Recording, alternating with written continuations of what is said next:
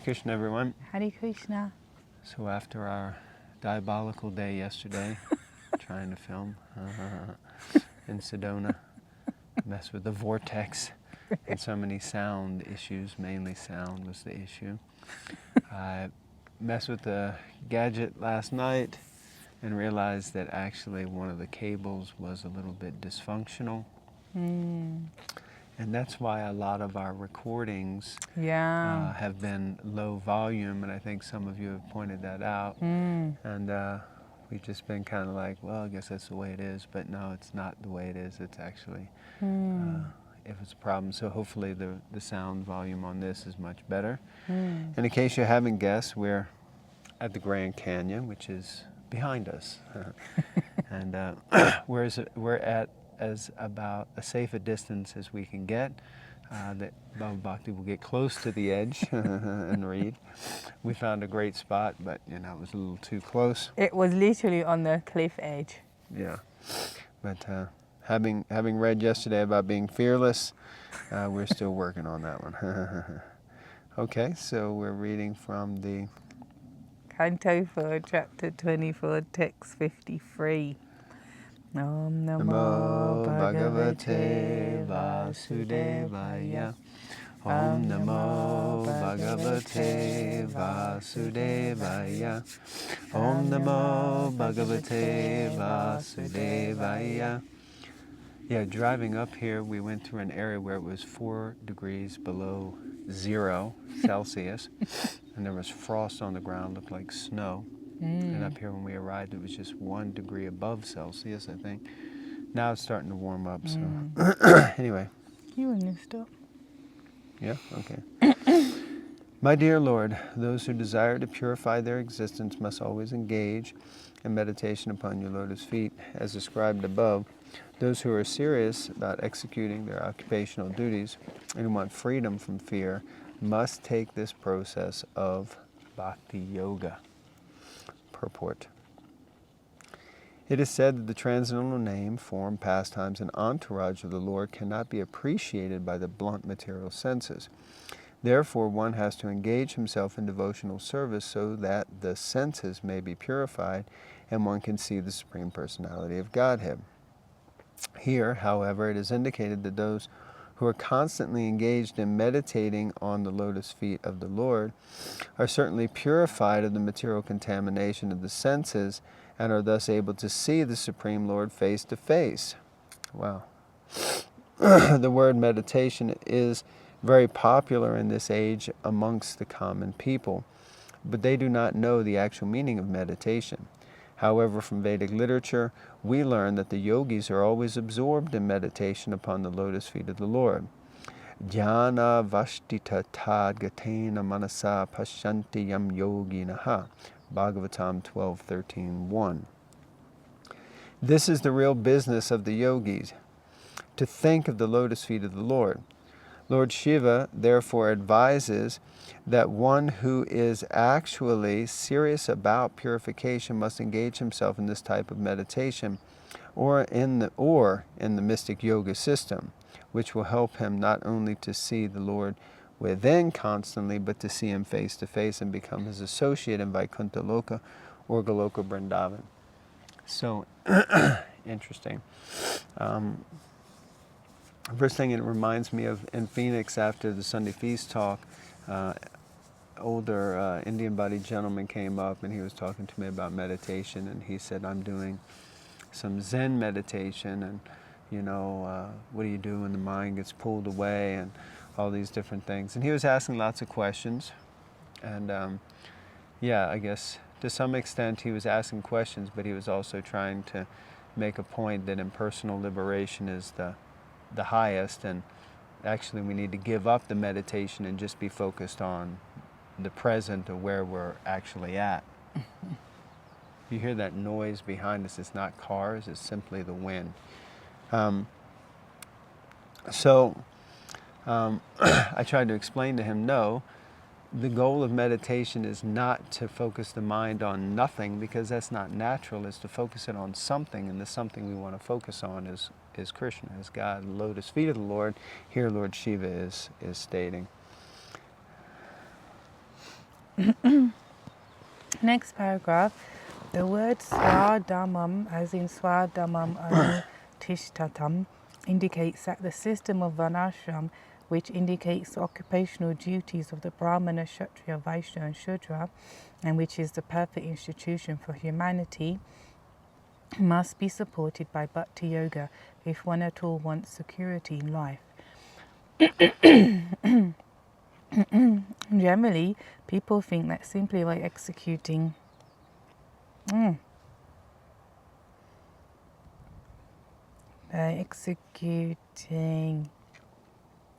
Gordon Bennett. By executing the occupational duties of a Brahmana, Kshatriya, Vaishya or Shudra, or the duty of a Brahmachari, Grihastha, Vanaprastha or Sannyasi, one becomes fearless or securely attains liberation. But factually, unless all these occupational duties are accompanied by Bhakti Yoga, one cannot become fearless. In Bhagavad Gita, there are descriptions of Karma Yoga, Jnana Yoga, Bhakti Yoga, Dhyana Yoga, etc. But unless one comes to the point of Bhakti Yoga, these other yogas cannot help one attain the highest perfection of life. In other words, Bhakti Yoga is the only means for liberation. We find this conclusion also in Chaitanya Charitamrita in a discussion between Lord Chaitanya and Ramananda Rai regarding a human being's liberation from this material world. In that discussion, Ramananda Rai referred to the execution of Varnashram Dharma. Lord Chaitanya indicated that the Varnashram Dharma was simply external, ehobaya. Lord Chaitanya wanted to impress upon Ramananda Rai that simply by executing the duties of Varnashram Dharma, one is not guaranteed liberation. Finally, Ramananda Rai referred to the process of Bhakti Yoga, Sthane Stita Sturuti Gatam Tanu Van Manobi, Bhagavatam 10.14.3. Regardless of one's condition of life, if he practices Bhakti Yoga, which begins with hearing Shruti Gatam, the transcendental messages of the Lord through the mouths of devotees, he gradually conquers the unconquerable God. That's nice. It reminds me of one lady that was talking to me recently, devotee, and she was saying that she wants to take initiation, but her husband says no. And she said, but to be fair, she has no complaints against her husband. He's very good to her. He looks after her. You know, he's just, there's no complaints in any way. And she was just, her point was that he said, you can take it after I'm gone. Oh, Lord.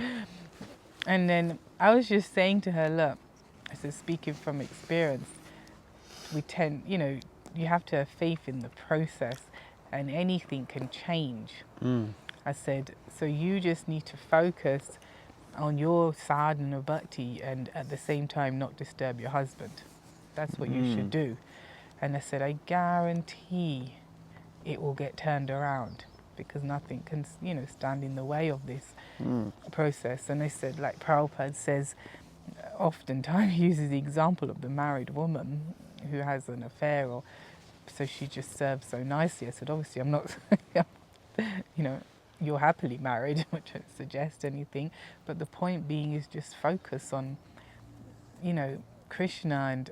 And the reason I'm bringing this up is because, specifically because of the last line, that you can conquer the unconquerable. In this, you know, it's talking about God, but even what seems unconquerable, so-called unconquerable in our lives, can be conquered by taking just and I was just speaking like from experience, and I said, so just you need to follow that process. And if we're pointing thing, he doesn't chant us, and I said to her point blank, why does he have to chant?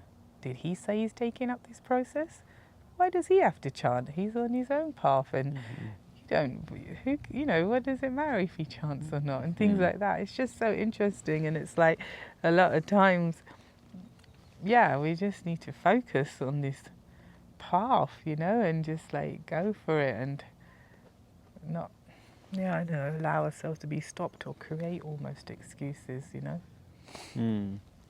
Yeah. Interesting. Nice point. Okay, last paragraph. God is known to be unconquerable, but one who submissively hears the words of a self-realized soul conquers the unconquerable.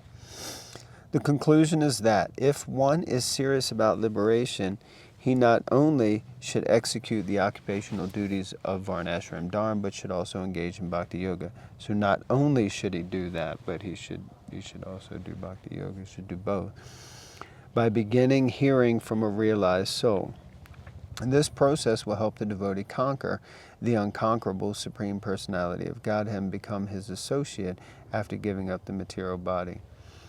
Of course, in different places, Srila Prabhupada explains, our goal is not to go back to... It's interesting because perpetually, the goal is to go back home, back to Godhead. But at the same time, Prabhupada says the highest level is that we don't even desire to go back and be with God. We're willing to take birth, even in hell, but be in service of the Lord. So like that.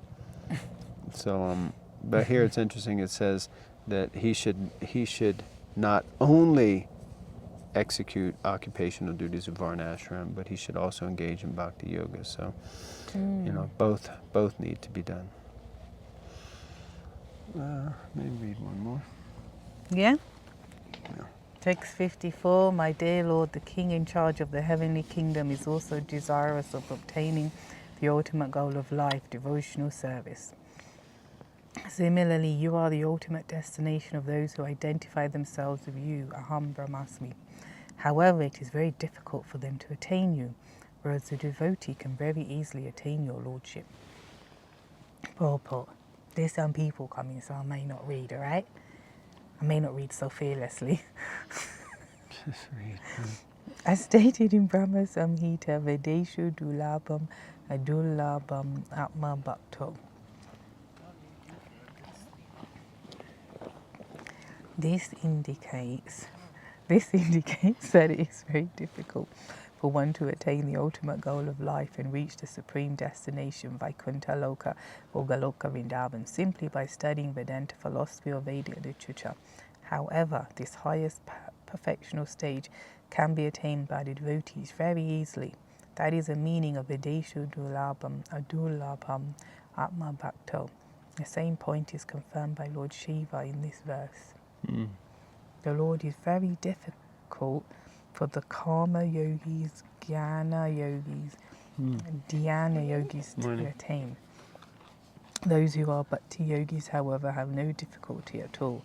In the word Swarajasya, Swar refers to Swargaloka, heavenly planet, and Swarajya refers to the ruler of the heavenly planet Indra. Generally, karmis desire elevation to heavenly planets, but King Indra desires to become perfect in Bhakti Yoga.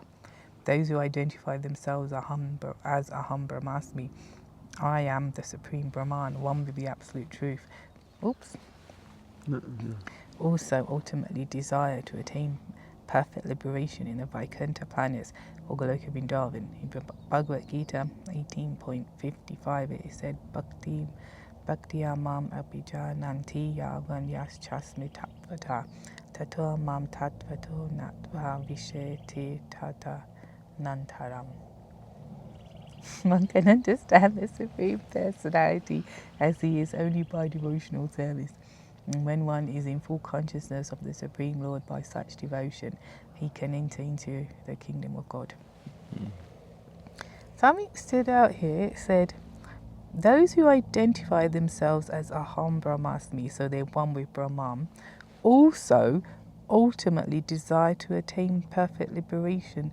So they're in the Vaikuntha planet. So I didn't get that, because those who are, I am Brahman, they merge into the Brahma Jyoti. But then Prabhupada is saying they also ultimately desire to go to one of the planets, which is where you're personal,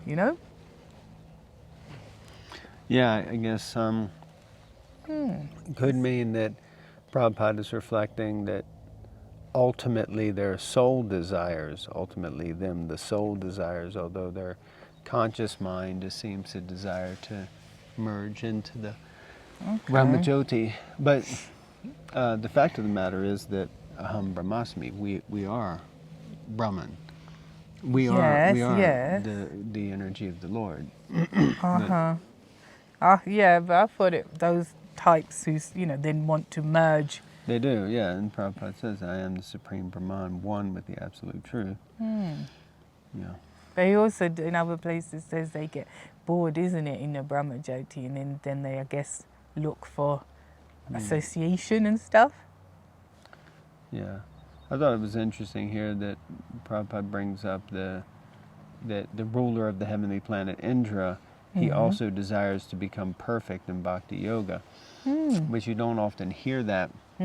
But recently in our readings of Bhagavatam Rita, the discussion is there about Lord Indra, and he's glorified as a devotee in so many ways. And, we were all discussing how nice it is to hear the glorifications of Lord Indra, because often we just hear about the naughty and mischievous and untoward things that he gets up to because of being contaminated by false pride. But Bhagavatam Rita in the beginning really kind of lays it down that he is actually a devotee of Krishna and a sincere devotee and a beloved devotee of the Lord. Yeah. Okay, last paragraph. Thus, if one desires to enter into the spiritual world, he must try to understand the Supreme Personality of Godhead by practicing Bhakti Yoga. Simply by practicing Bhakti Yoga, one can understand the Supreme Lord in truth. But without,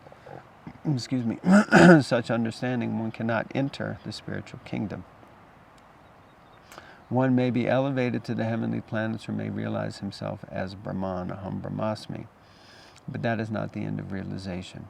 One must realize the position of the Supreme Personality of Godhead by Bhakti Yoga. Then real perfection of life is attained. So it seemed that Prabhupada said there at the end what I was saying, that he was speaking about the ultimate conclusion, not necessarily the conscious conclusion that one may be thinking is the topmost, but the ultimate conclusion. Yeah, I like that. Okay, so I think we'll conclude here. I'd like to thank you all for tuning in, traveling along with us as we go to these different wonderful places. We feel very blessed, honored, and wherever we go. And yesterday, after our diabolical time of reading, it was like we were like, okay, we're not sure why Krishna did this to us, or why we couldn't get it, why we had to read the purport, about fearlessness five times, 5, 6, 7 times, and then. We were like, then it clouded over and it started to rain a little bit. And then right as we were exiting the park at the car park area, the parking lot area, all of a sudden I was like, I could swear I heard Prabhupada. And then I was like, that is definitely Prabhupada. And then I looked up and I saw a man at a stall selling hats and T-shirts. And I noticed that he had Kuntimala, Tulsi on. And then I saw that he had tilak. And so we were like, what? That's amazing. So we went up and spoke to him, and his name is Lakshmi Kanta Prabhu, and he lives around the Sedona area, I guess, and he travels and sells merchandise to make Lakshmi for, I think, the deities in Tucson, he said, and also to try to raise money for Peru. So anyway, it was nice. We felt like, okay, that was interesting. So after all this, there's this, and you brought up the point that he was being fearless. Yes. He was just there, Kuntimala, Tilak, playing Prabhupada. Yeah, really loud lecture of Prabhupada. Yeah, it was and really he was the only, it's not like, in case you're wondering, rows of tables, like if you go to he was stores. the only seller. He was in a car park, literally the only person, completely out of place, out of place. It wasn't the place where you sell things, So that's, I thought that is a fearless man. Like here now, you just saw me lower my voice when people were going by. I bet he wouldn't have lowered his voice.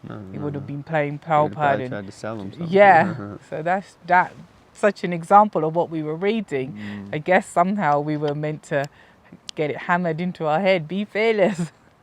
Go forth and be fearless. Okay, thank you all very much. Srimad Bhagavatam Ki Jai.